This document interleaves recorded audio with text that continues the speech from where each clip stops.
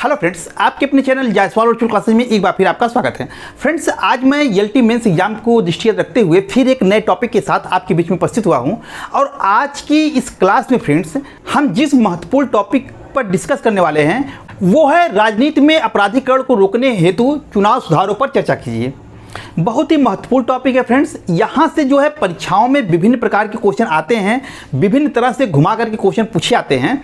इसके अंतर्गत हम लोग देखेंगे फ्रेंड्स कि राजनीति में अपराधीकरण को रोकने के लिए क्या क्या चुनाव में सुधार किए जा सकते हैं, कौन कौन से तरीके अपनाए जा सकते हैं जिससे राजनीति में बढ़ते हुए अपराधीकरण को रोका जा सके। आज के समय के फ्रेंड्स ज्वलन समस्याओं में से एक है कि राजनीति में अपराधीकरण दिनों दिन बढ़ता जा रहा है। राजनीति का एक तरह से कहिए या तो अपराधीकरण हो गया है या अपराध का राजनीतिकरण हो गया है। तो इसी महत्वपूर्ण टॉपिक पर हम लोग चर्चा करेंगे। क्लास को शुरू करें इसके पहले जो है, यदि आप हमारे चैनल पर पहली बार हैं और अभी तक आपने हमारे चैनल जायसवाल वर्चुअल क्लासेज को सब्सक्राइब और लाइक नहीं किया है तो कृपया चैनल को सब्सक्राइब और लाइक करें। बेल आइकन का बटन दबा करके आल का बटन दबा दीजिएगा, जिससे हमारी आने वाली हर महत्वपूर्ण वीडियो की नोटिफिकेशन आप सबसे पहले पहुंचती रहे। और फ्रेंड्स, ऐसा इसलिए भी जरूरी है क्योंकि यहाँ से पॉलिटिकल साइंस के अच्छे कंटेंट की वीडियो निकलते हैं जो आपकी तैयारी को बेहतर से बेहतर बना सकते हैं। तो आइए फ्रेंड्स, चलते हैं कंप्यूटर स्क्रीन पर और देखते हैं कि इस प्रश्न का बेस्ट उत्तर 200 शब्दों में क्या हो सकता है।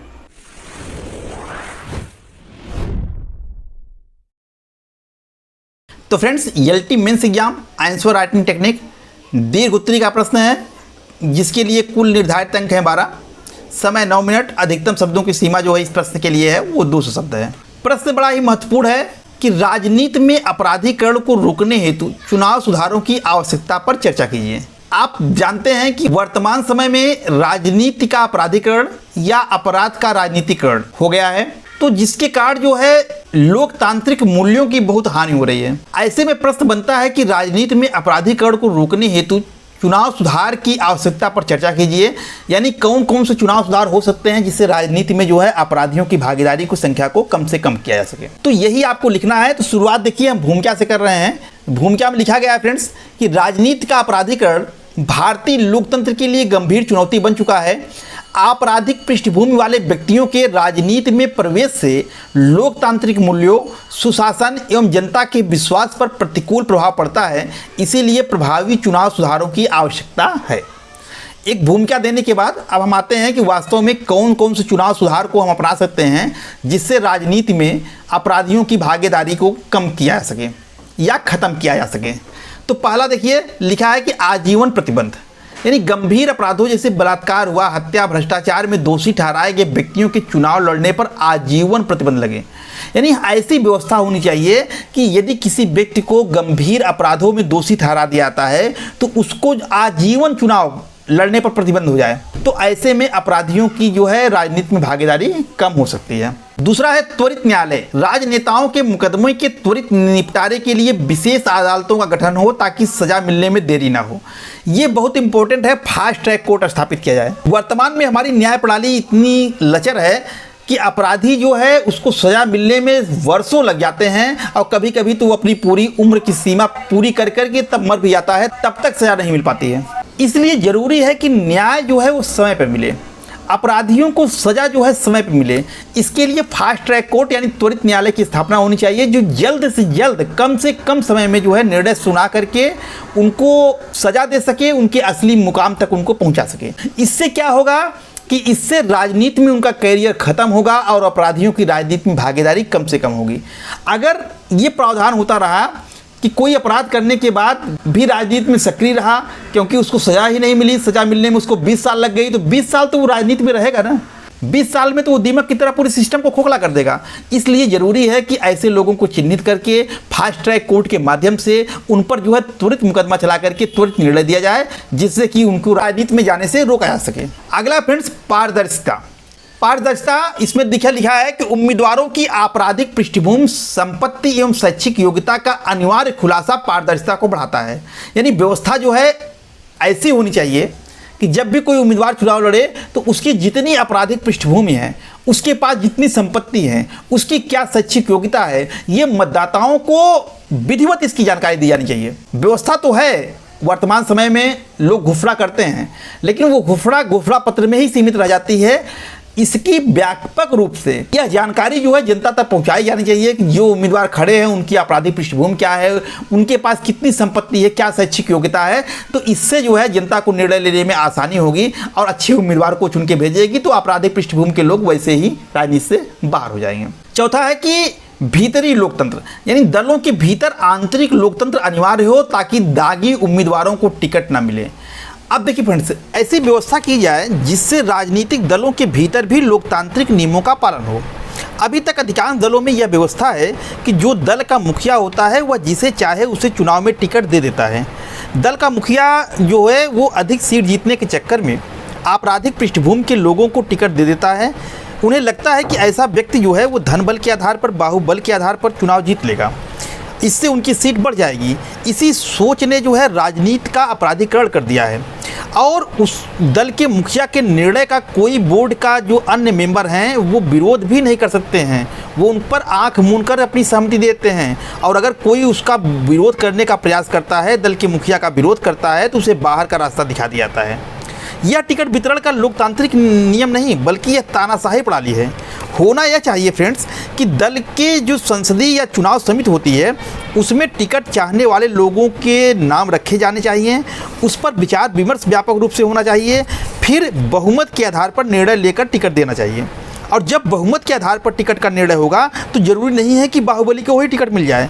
तो इस तरह से जो है दल के भीतर लोकतांत्रिक प्रणाली को अपना करके आपराधिक पृष्ठभूमि के व्यक्ति को राजनीति में आने से हम रोक सकते हैं और वही यहाँ लिखा गया है।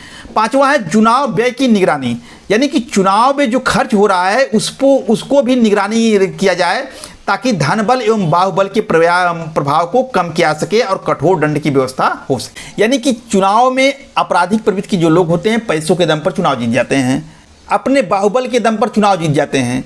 तो इस बात की निगरानी होनी चाहिए और प्रभावी निगरानी होनी चाहिए ताकि लोग जो है जितना धन किसी इलेक्शन में खर्च करने के लिए निर्धारित है उससे ज़्यादा धन वो खर्च ना कर सकें। तो जब ज़्यादा धन नहीं खर्च कर पाएंगे तो जो कमज़ोर प्रत्याशी है वो भी उनके मुकाबले में आ जाएगा।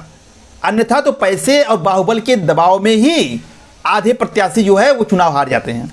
तो वही लिखा है यहाँ कि चुनाव में धन बल एवं बाहुबल के प्रभाव को कम करने के लिए चुनाव व्यय की निगरानी और कठोर दंड की व्यवस्था आवश्यक है। और अगला है जागरूकता, नोटा को मजबूत किया जाए और मतदाता जागरूक होकर दागी उम्मीदवारों का बहिष्कार करें।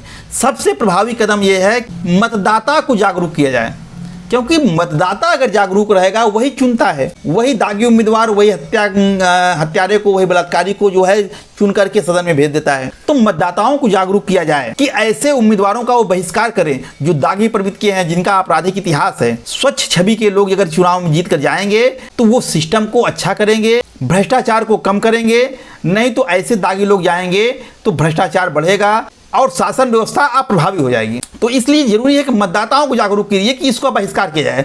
इसके लिए जो है ईवीएम मशीन में नोटा का बटन लगाया गया है, यानी अगर आपको लग रहा है कि जितने उम्मीदवार खड़े हैं सभी आपराधिक प्रवृत्ति के हैं, सभी जो है सही नहीं हैं, तो आप नोटा का बटन दबाइए और दबा कर कि सभी दागी जो उम्मीदवार हैं उनका बहिष्कार करिए। ऐसे अगर बहिष्कार होता रहेगा, नोटा को ज़्यादा वोट मिलता रहेगा, तो मजबूरन ये होगा कि सभी राजनीतिक दल जो है स्वच्छ और अच्छे छवि वाले लोगों को ही प्रत्याशी बनाएंगे। तो इसलिए ज़रूरी यह है कि मतदाता जागरूक हो। अगर मतदाता जागरूक हो जाएगा तो निश्चित रूप से जो है राजनीति में आपराधिकियों की भागीदारी बहुत ही न्यून हो जाएगी, बहुत ही कम हो जाएगी। तो वही लिखा गया है कि जागरूकता यानी नोटा को मजबूत किया जाए, मतदाता को जागरूक बनाया जाए ताकि वो दागी उम्मीदवारों का बहिष्कार करे।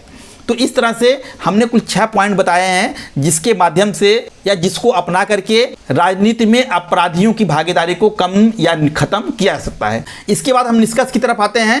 यहाँ देखिए निष्कर्ष लिखा गया है कि अतः राजनीति के अपराधीकरण को रोकने हेतु पारदर्शी, निष्पक्ष एवं कठोर चुनाव सुधार अत्यंत आवश्यक हैं। इससे लोकतंत्र में जनता का विश्वास मजबूत होगा तथा सुशासन की स्थापना संभव होगी। तो इस तरह से एक संतुलित निष्कर्ष के माध्यम से इस प्रश्न को समाप्त किया गया। एक बार पूरे प्रश्न को एक निगाह से फिर से हम लोग देख लेते हैं फ्रेंड्स। देखिए प्रश्न ये है कि राजनीति में अपराधीकरण को रोकने हेतु चुनाव सुधारों की आवश्यकता पर चर्चा कीजिए। शुरुआत भूमिका से होगा। तो देखिए भूमिका लिखा है यहाँ पर कि राजनीति का अपराधीकरण भारतीय लोकतंत्र के लिए गंभीर चुनौती बन चुका है। आपराधिक पृष्ठभूमि वाले व्यक्तियों के राजनीति में प्रवेश से लोकतांत्रिक मूल्यों, सुशासन एवं जनता के विश्वास पर प्रतिकूल प्रभाव पड़ता है। इसीलिए प्रभावी चुनाव सुधारों की आवश्यकता है। अब इसके बाद क्या क्या चुनाव सुधार हो सकते हैं जिससे कि राजनीति में अपराधियों की भागीदारी कम से कम हो? तो पहला है आजीवन प्रतिबंध। गंभीर अपराधों जैसे बलात्कार, हत्या, भ्रष्टाचार के दोषी ठहराए गए व्यक्तियों को चुनाव लड़ने के लिए आजीवन प्रतिबंधित किया जाए।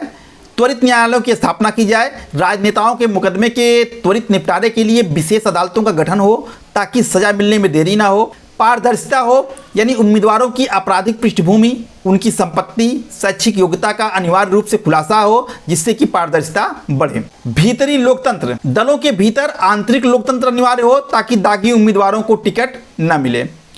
चुनाव व्यय की निगरानी, चुनाव में धन बल एवं बाहुबल के प्रभाव को कम करने के लिए चुनाव व्यय की निगरानी और कठोर दंड की व्यवस्था आवश्यक है। अगला है जागरूकता, कि नोटा को मजबूत किया जाए और मतदाता जागरूक होकर दागी उम्मीदवारों का बहिष्कार करें। इसके बाद निष्कर्ष की तरफ आते हैं। अतः राजनीति के अपराधीकरण को रोकने हेतु पारदर्शी, निष्पक्ष एवं कठोर चुनाव सुधार अत्यंत आवश्यक है। इससे लोकतंत्र में जनता का विश्वास मजबूत होगा तथा सुशासन की स्थापना संभव होगी। तो इसी के साथ फ्रेंड्स, यह जो आज का क्लास है वो यहीं पर समाप्त होता है। अब मुझे उम्मीद है कि इस क्लास में जो कुछ भी आपको बताने और समझाने का प्रयास किया गया है वो सब कुछ आपको समझ में आया होगा और ये क्लास आपको अच्छी लगी होगी। फ्रेंड्स, क्या आप टीजीटी सामाजिक विज्ञान, पीजीटी सिविक्स या पॉलिटिकल साइंस से नेट जेआरएफ की तैयारी करना चाह रहे हैं? तो बिना देरी किए हुए प्ले स्टोर पर जाइए और जायसवाल वर्चुअल क्लासेज के ऐप को डाउनलोड कीजिए। ऐप डाउनलोड करने के लिए प्ले स्टोर में जाकर के टाइप कीजिए जायसवाल वर्चुअल क्लासेज और सर्च कीजिए। आपको कुछ इस तरह से इंटरफेस खुल के सामने आएगा और वहाँ जायसवाल वर्चुअल क्लासेज का आपको लोगो दिखाई दे रहा होगा। उस पर क्लिक कीजिए और लोगो सहित जायसवाल वर्चुअल क्लासेज लिखा हुआ कुछ इस तरह का इंटरफेस आपके सामने आएगा। आप इंस्टॉल का बटन दबा दीजिए। इंस्टॉल होने के बाद ओपन का बटन दबाएंगे तो जायसवाल वर्चुअल क्लासेज का ऐप खुल जाएगा। यहाँ पर आपको लॉगिन करने के लिए मोबाइल नंबर और कुछ परमिशन मांगा जाएगा। जैसे ही आप मोबाइल नंबर डाल के परमिशन देते हैं, ऐप चालू हो जाएगा और सारी सूचनाएं यहीं पर मिल जाएंगी। तो बिना देरी किए हुए फ्रेंड्स, ऐप को डाउनलोड कीजिए।